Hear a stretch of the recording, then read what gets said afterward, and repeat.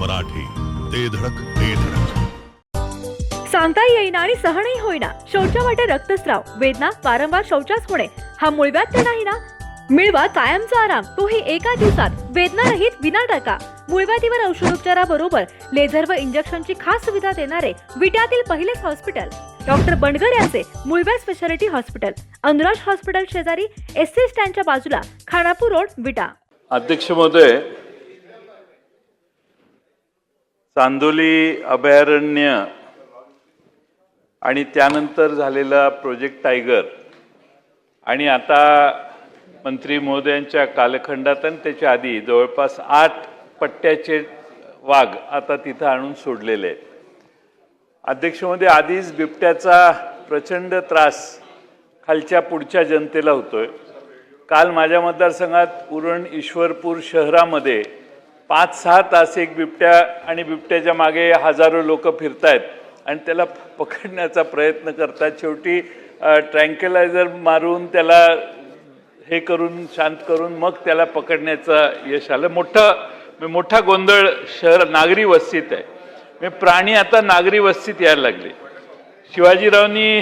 सन्माननीय शिवाजीरावांनी जो मुद्दा मांडला तो योग्य आहे, कारण पुढं फार त्रास होतो. माझी विनंती आहे की दादा, तुम्ही तुमच्या खात्याला या प्रोजेक्ट टायगरसाठी प्रॉपर फेन्सिंगची व्यवस्था कशी करता येईल याचा उपाय करावा. आत त्याला योग्य आवश्यक असणारं अन्न निर्माण होईल याची व्यवस्था करावी, ज्याची आपण सभागृहात आश्वासन दिलेलं आहे. आणि त्या प्रोजेक्ट टायगरमधून जे बाहेर आले, ज्याच्यावर आपण बैठक घेऊन आम्हाला न्याय द्यायचा निर्णय घेतलेला आहे, ते 211 प्रकल्पग्रस्तांना भूमी संपादन कायद्यानुसार घरबांधणी अनुदान मिळालेलं नाही, पेंडिंग आहे. ते लवकरात लवकर आपण देण्याची व्यवस्था करावी. आणि माननीय शिवाजीराव पाटील यांनी जो प्रस्ताव मांडलेला आहे त्याच्यात ज्यावेळी तुम्ही कॉरिडॉर तयार कराल त्यावेळी संरक्षणाची काहीतरी व्यवस्था ही तिथल्या नागरिकांची चंदगड तालुका आणि खाली बेळगावपर्यंत जात असताना व्हावी, यासाठी काय उपाययोजना करणार हा माझा प्रश्न आहे. सन्माननीय अध्यक्ष महोदय, गेली 2-3 अधिवेशनं बिबटे आणि वाघ यांनी पूर्ण व्यापलेले आहेत.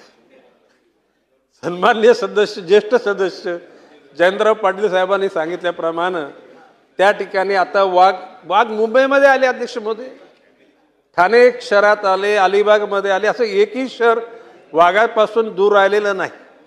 आणि ही बाब लक्षात घेताच अध्यक्ष महोदय, मी वरच्या सभागृहात आणि या सभागृहात नमूद केलेलं आहे की प्रत्येक कोकणातल्या जिल्ह्यामध्ये एक अभयारण्य तयार करून कोकण, पश्चिम महाराष्ट्र, मराठवाडा, खानदेश, विदर्भामध्ये त्या ठिकाणी अभयारण्य माध्यमातून त्या ठिकाणी व्याघ्र प्रकल्प करायचा विचार आहे.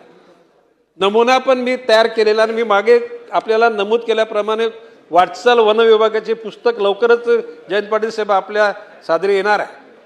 त्याच्यामध्ये एकूण प्रत्येक जिल्ह्यामध्ये किती क्षेत्रामध्ये अभयारण्य केलं जाईल, त्याची जडणघडण कशी असेल आणि साधारणपणे 60 फुटाचे बांबूची रोपं लावून त्या ठिकाणी बंदिस्त केलं जाणार आहे.